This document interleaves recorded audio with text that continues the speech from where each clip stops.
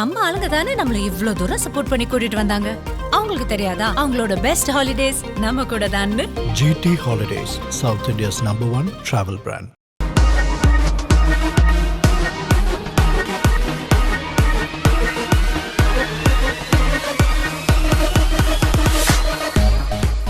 இன்றைய சினிமாவுக்குள்ளே ஒரு சினிமா நிகழ்ச்சியிலே நான் ஒரு நடிகையை பற்றி பேசப்போவதாக நீங்கள் நினச்சிங்கன்னா அது தவறு. நான் பேசப்போவது தமிழ் மற்றும் மலையாள சினிமாவின் ஆரம்ப காலம் முதல் இன்று வரை தொடர்கின்ற ஒரு வாழும் வரலாற்றை பற்றி. அந்த வரலாற்றின் பெயர் PS சரோஜா.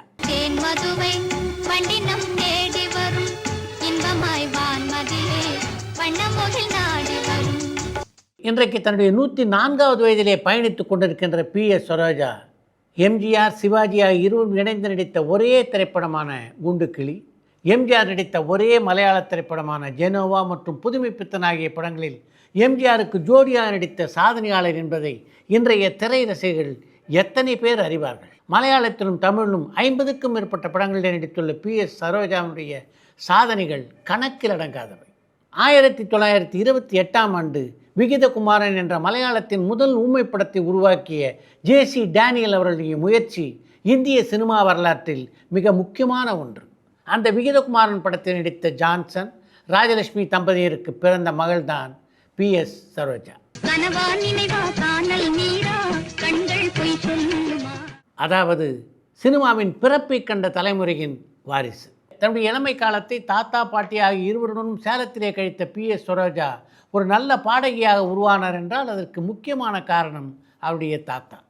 அவருடைய தாத்தா ஒரு வயலின் வித்வான், தாயார் ராஜலட்சுமி பாடகி மற்றும் ஹார்மோனிய கலைஞர்.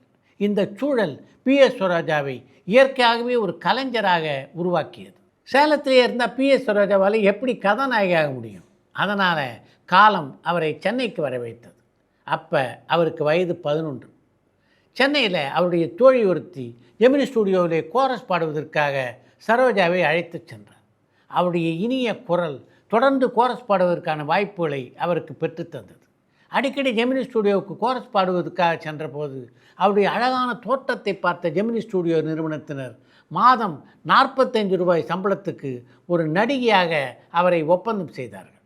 ஆனால் இந்த ஒப்பந்தம் நடைபெற்று 4 ஆண்டுகளுக்கு பின்னால் தான் திரைப்படங்கள் நடிக்கக்கூடிய வாய்ப்பு சரோஜாவுக்கு வந்தது.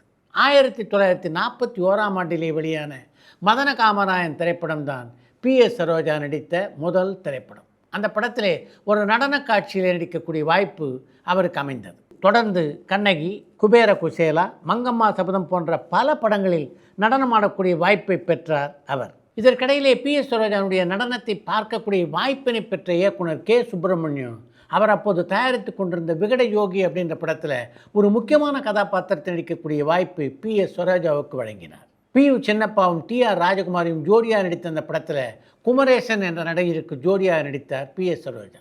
அந்த படத்தை தொடர்ந்து தன்னுடைய இயக்கத்திலும் தயாரிப்பிலும் உருவான விசித்திர வனிதா அப்படின்ற படத்தில் கதாநாயகியாக நடிக்கக்கூடிய வாய்ப்பை PS சரோஜாவுக்கு வழங்கிய K. சுப்பிரமணியம் அந்த படத்தை தொடர்ந்து நாட்டிய ராணி என்ற படத்திலும் அவருக்கு வாய்ப்பளித்தார். இந்த காலகட்டத்தில் இயக்குனர் K. சுப்பிரமணியத்துக்கிட்ட ஒளிப்பதிவாளராக பணியாற்றி கொண்டிருந்தார் TR ராமண்ணா.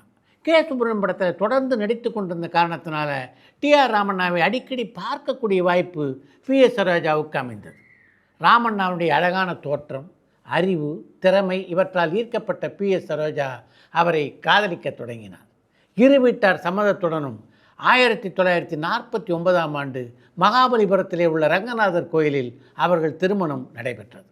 இதற்கிடையிலே குஞ்சாக்கோ தயாரித்த ஜீவித நவுகா என்ற மலையாள பட உலகின் முதல் சூப்பர் ஹிட் படத்தில் திக்குறிச்சி சுகுமாரன் நாயருக்கு ஜோடியாக நடிக்கக்கூடிய வாய்ப்பு PS சரோஜாவுக்கு கிடைத்தது. அந்த படத்தினுடைய வெற்றிக்கு பின்னாலே பல மலையாள பட வாய்ப்புகள் PS சரோஜாவை தேடி வர ஆரம்பித்தன. பின்னாளில் மலையாள பட உலகின் மிக முக்கியமான நடிகராக திகழ்ந்த சத்யனுடைய முதல் திரைப்படம் ஆத்ம சாட்சி. அந்த படத்தில் அவருக்கு ஜோடியாக நடித்தது PS சரோஜா தான். தமிழ், மலையாளம் ஆகிய இரு மொழிகளிலும் எம்ஜிஆர் நடித்த ஒரே திரைப்படம்னா அது ஜெனோவா என்ற திரைப்படம் தான். அந்த படத்தில் தான் இசையமைப்பாளராக MS விஸ்வநாதன் அறிமுகமானார். அந்த படத்தில் எம்ஜிஆருக்கு ஜோடியாக நடிக்கின்ற வாய்ப்பினை பெற்றார் PS சரோஜா. K. சுப்பிரமணியத்துக்கிட்ட ஒளிப்பதிவாளராக பணியாற்றி கொண்டிருந்த தன்னுடைய கணவரான TR ராமண்ணா கிட்ட ஒரு டைரக்டருக்குரிய எல்லா திறமைகளும் இருப்பதை பார்த்த PS சரோஜா நீங்கள் இந்த துறையை விட்டுட்டு டைரக்ஷன் துறையில் இறங்கினீங்கன்னா நிச்சயமாக மிகப்பெரிய சாதனை செய்வீங்க. அதனால் உடனடியாக இந்த வேலையை விட்டுட்டு டைரக்ஷன் பண்ணுற வேலையை பாருங்கள். நாம் 2 பேரும் சேர்ந்து சொந்தமாக ஒரு பட கம்பெனி ஆரம்பிப்போம். அந்த கம்பெனி சார்பிலேயே படம் எடுக்கலாம் என்று தன்னுடைய கணவரான டிஆர் ராமண்ணாவுக்கு ஆலோசனை கூறினார். தன்னுடைய மனைவியின் பேச்சை தட்ட முடியாமல் ஆர்ஆர் பிக்சர்ஸ் என்ற நிறுவனத்தை தொடங்கிய டிஆர் ராமண்ணா அந்த நிறுவனத்தின் சார்பில் தயாரித்து இயக்கிய முதல் திரைப்படம் தான் வாழ பிறந்தவள். அந்த படத்தை தொடர்ந்து டிஆர் ராமண்ணா இயக்கிய திரைப்படம் தான் குண்டுக்கிளி. பற்றாது ஜீவனதியான உன் வாழ்க்கை பாதையிலே சந்தித்து வசந்த கீதம் பாட வேண்டிய நான். எம்ஜிஆர் சிவாஜி ஆகிய இருவரும் இணைந்து நடித்த ஒரே திரைப்படமாக அந்த படம் அமைந்தது. குண்டுக்கிளி திரைப்படம் மிகப்பெரிய வெற்றி படமாக அமையலை. ஆனால் அந்த படத்தை தொடர்ந்து அவர் தயாரித்தாரே குலேபகாவலி, அது மாபெரும் வெற்றி படமாக அமைந்து ஒரு நட்சத்திர இயக்குனர் என்ற அந்தஸ்தை ராமண்ணாவுக்கு பெற்றுத்தந்தது. அந்த படத்துடைய வெற்றியை தொடர்ந்து எம்ஜிஆர் சிவாஜி ஆகிய இரு மாபெரும் நடிகர்களை வைத்து பல திரைப்படங்களை இயக்கக்கூடிய வாய்ப்பு அவருக்கு அமைந்தது. என்னுடைய கணவர் இயக்கிய திரைப்படம் தான் பெரிய இடத்து பெண். அந்த படத்தில் இடம்பெற்ற அன்று வந்ததும் அதே நிலா என்ற பாடல் காட்சியை படமாக்கும் போது எம்ஜிஆருக்கு சூட்டு கோட்டு இதெல்லாம் போட்டு ஆங்கில பாணியிலே அவரை நடனமான வைத்து அந்த பாடல் காட்சியை படமாக்க வேண்டும் என்று என்னுடைய கணவர் திட்டமிட்டார்.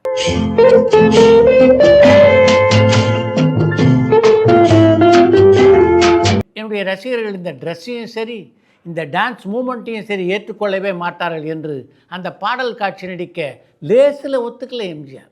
திரும்ப திரும்ப பேசி அவரை ஒப்புக்கொள்ள வைத்து அந்த பாடல் காட்சியை படமாக்கினார் என் கணவர். அம்பிகாபதி கண்ட நிலா, அமராவதியை தின்ற நிலா. அந்த பாடல் எப்படிப்பட்ட ஒரு வெற்றி பாடலாக அமைந்தது என்பது நீங்கள் எல்லோரும் அறிந்த விஷயம். கம்பன் பாடிய வெள்ளி நிலா, கவியில் ஆடிய பிள்ளை நிலா. அந்த படத்துக்கு பின்னால் எம்ஜிஆர் நடித்த எல்லா படங்களிலும் அப்படி ஒரு பாடல் காட்சி இடம்பெறுவது தவிர்க்க முடியாததாகிவிட்டது. நீங்கள் ஆரம்பித்து வச்சதை எல்லா இயக்குநர்களும் பிடித்து கொண்டு விட்டார்கள் என்று என்னுடைய கணவரிடமும் என்னிடமும் பல முறை சொல்லியிருக்கிறார் எம்ஜிஆர். அந்த படத்தில் நடந்ததைப் போலவே புதுமை பித்தன் படப்பிடிப்பின் போதும் ஒரு சம்பவம் நடைபெற்றது.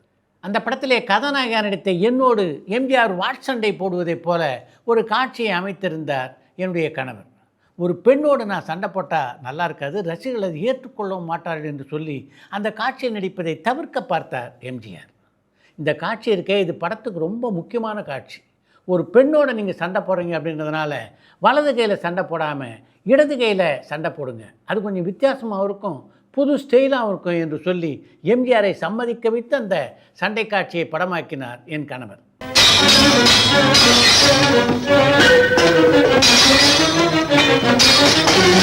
அப்படி படமாக்கப்பட்ட அந்த சண்டை காட்சி எம்ஜிஆருக்கும் சரி எனக்கும் சரி மிக நல்ல பெயரை பெற்று தந்தது.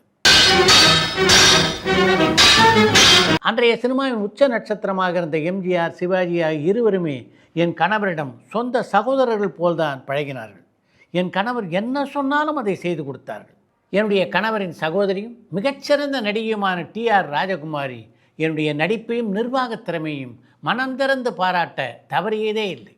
என் கணவருடைய இயக்கத்திலே உருவான திரைப்படம்தான் அருணகிரிநாதர். பின்னணி பாடகர் டி.எம். சௌந்தரராஜன் கதாநாயகனாக நடித்த திரைப்படம் அது. அந்த படத்தில் அவரது சகோதரி பாத்திரத்தை ஏற்று நான் நடித்திருந்தேன். அந்த படத்தில் என்னுடைய பேச்சை கேட்டு அருணகிரிநாதர் திருந்துவதைப் போல ஒரு காட்சி அமைந்திருந்தது. அந்த காட்சியிலே நான் நடித்திருந்த விதத்தை பார்த்துவிட்டு மனதார என்னை பாராட்டினார் டிஆர் ராஜகுமார். அந்த பாராட்டு என்றைக்கும் என்னால் மறக்க முடியாத ஒன்று. எங்களுடைய படத்தை பொறுத்த வரைக்கும் வரவு செலவு கணக்கை பார்க்கறது, படத்திலே நடித்த நடிகர் நடிகைகள் தொழில்நுட்ப கலைஞர்கள் எல்லோருக்கும் சம்பளம் கொடுக்கறது இதெல்லாம் நான் தான் பார்த்து கொண்டேன். படம் முடிகிறதுக்கு முன்னாலேயே படத்தில் நடித்த நடிகர் நடிகைகளுக்கும் படத்தில் வேலை செஞ்சவங்களுக்கும் அவங்க சம்பளம் அவங்க வீடு தேடி போய் சேர்ந்துவிடும். எம்ஜிஆர், சிவாஜி, ஜெயலலிதா, சரோஜா தேவி என்று பலருடைய வீட்டுக்கும் போய் அவர்களுடைய சம்பள பணத்தை முன்கூட்டியே நான் கொடுத்திருக்கிறேன் என்கிறார் பி.எஸ். சரோஜா. டி.ஆர். ராமண்ணா, பி.எஸ். சரோஜா தம்பதியினருக்கு கலாராணி, கணேஷ், சாந்தி என்று 3 பிள்ளைகள். 1997ஆம் ஆண்டில் தன்னுடைய கணவரை இழந்த பி.எஸ். சரோஜா அவர் இறப்பதற்கு முன்னாலேயே படங்களில் நடிப்பதை நிறுத்திவிட்டார். இன்று பி.எஸ். சரோஜா தன்னுடைய 104வது வயதில் ஒரு 100 ஆண்டு சினிமாவை தன்னுடைய நினைவுகளால் சுமந்து கொண்டிருக்கிறார். பி.எஸ். சரோஜா ஒரு நடிகை இல்லை, அவர் ஒரு பாலம். ஊமை படத்திலிருந்து டிஜிட்டல் சினிமா வரை, எம்ஜிஆர் காலத்திலிருந்து இன்றைய தலைமுறை வரை நிகழ்ச்சியின் முடிவிலே வலி நிறைந்த ஒரு கேள்வி என் மனதுக்குள்ளே எழுகிறது. தமிழ் சினிமா விழாக்கள் கொண்டாடுகிறது, விருதுகளை வழங்குகிறது, வரலாறை பேசுகிறது. ஆனால் இந்த அளவு சாதனை செய்த ஒரு பெண்ணின் நூற்றாண்டு உரிய மரியாதையை பெற்றதா? பரபரப்பான சினிமா செய்திகள், நட்சத்திரங்களின் பேட்டிகள், சினிமா வரலாறு ஆகியவற்றை பார்க்கவும் படிக்கவும் உங்களுக்கான இணையதளம் touringtalkies.co.